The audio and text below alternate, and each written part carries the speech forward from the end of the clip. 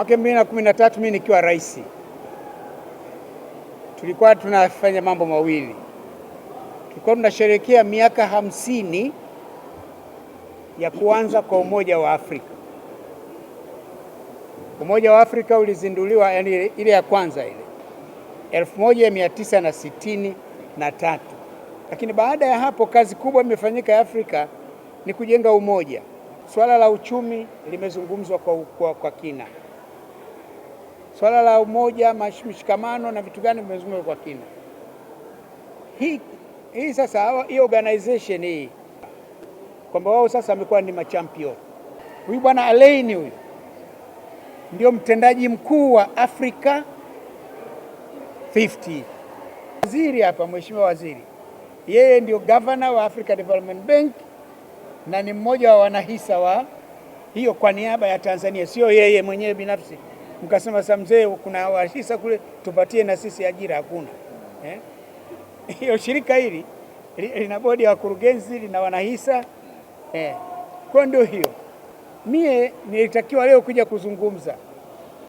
kuja kuzungumzia swala la kutayarisha rasilimali watu, na kutayarisha rasilimali watu inahusu kuwekeza katika elimu. Kwamba ni lazima tuwekeze kwenye elimu, ndio msingi. Na nimewakumbusha kwamba ukizungumzia maendeleo ya miundombinu inaanzia kwenye elimu. Natumia hata nafasi hii kupongeza serikali. Huyu bwana waziri wa fedha ndio mwakilishi wetu kwenye hiyo, na kupongeza wewe, lakini nampongeza rais kwa kukubali mkutano ule, hata kwa pamoja na kujenga sekondari zile tatu, lakini bado watu wanaongezeka. Wakati wa uhuru wa Tanzania tulikuwa milioni 9. Leo ardhi haijaongezeka, tuko milioni ngapi? 60, zaidi ya 65 sasa.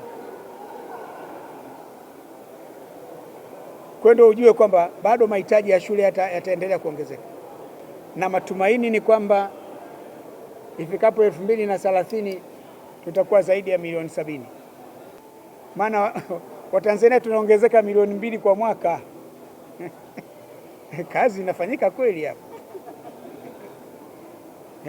sio mchezo. Na ndio maana katue rais akasema, jamani tupange uzazi. Maana tunaongezeka milioni 2 kwa mwaka. Sasa milioni 2 kwa mwaka, miaka 5 ijayo tutakuwa tumeongezeka milioni 10. Kama tuko milioni 60 sasa, 2030 milioni 70, 2050 tutakuwa zaidi ya milioni 100. Na ndio maana hii kazi ya kujenga shule lazima iendelee.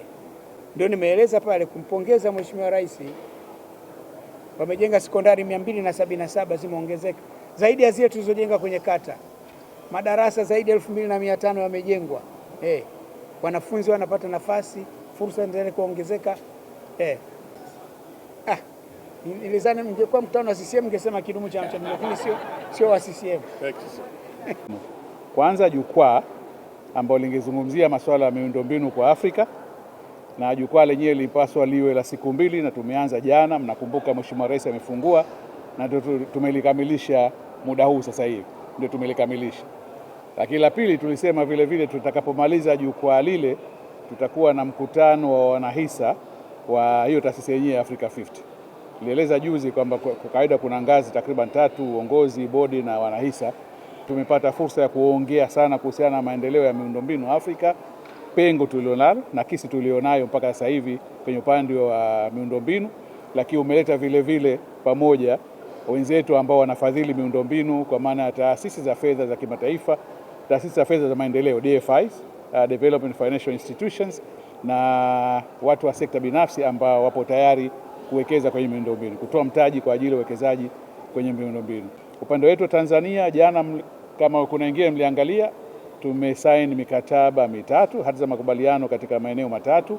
Moja ilikuwa ni swala la usafirishaji wa umeme. Ya pili ilikuwa ni mkataba makubaliano baina ya wenzetu wa shirika la maendeleo ya petroli TPDC na taasisi ya Taka Arabia kwa ajili ya kuja kufanya mini LNG. Madhumuni yake hasa ni kupata kutumia gesi ya kwetu ya hapa Tanzania kwa ajili ya masuala ya viwanda. Na la tatu ilikuwa ni upande wa afya, ambayo ni ujenzi wa kituo cha kufanya usafishaji wa figo, dialysis.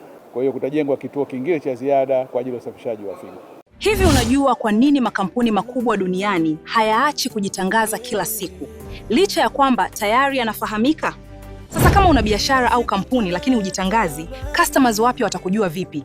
Na bila advertising, unategemea kukuza mauzo yako kwa njia gani? Ndio maana Global TV tunakupa nafasi ya kuitangaza biashara yako kwa audience kubwa ndani na nje ya Tanzania kupitia mitandao yetu ya kijamii.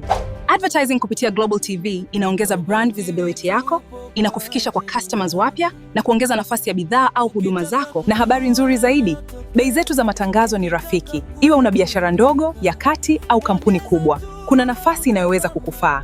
Usiache biashara yako isubiri kugunduliwa. Ipe visibility inayostahili. Anza kutangaza nasi. Wasiliana na Global TV leo na tuipeleke brand yako mbali zaidi.